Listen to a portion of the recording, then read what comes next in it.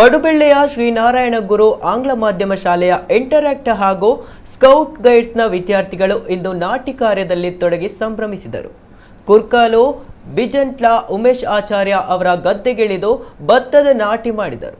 Scout ಮತ್ತು ಗೈಡ್ಸ್ನ ರಾಜ್ಯ ಸಹಾಯಕ ಸಂಘಟನಾ ಆಯುಕ್ತ ಸುಮನ್ ಶೇಖರ್, ಜಿಲ್ಲಾ ಸ್ಕೌಟ್ ಆಯುಕ್ತ ಜನಾರ್ದನ ಕೊಡೂರು, ಜಿಲ್ಲಾ ಕಾರ್ಯದರ್ಶಿ ಆನಂದ್ ಬಿ ಅಡಿಗ ಭತ್ತದ ನಾಟಿ ಕಾರ್ಯಕ್ಕೆ ಚಾಲನೆ ನೀಡಿ ವಿದ್ಯಾರ್ಥಿಗಳಿಗೆ ಕೃಷಿಯ ಬಗ್ಗೆ ಮಾಹಿತಿ ನೀಡಿದರು.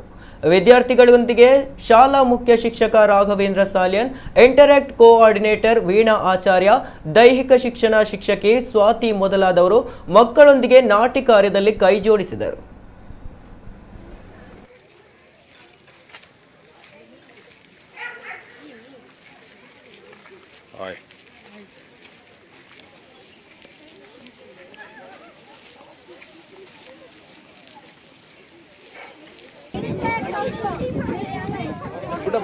Put a stiff tight ಇಡ್ಕೋ.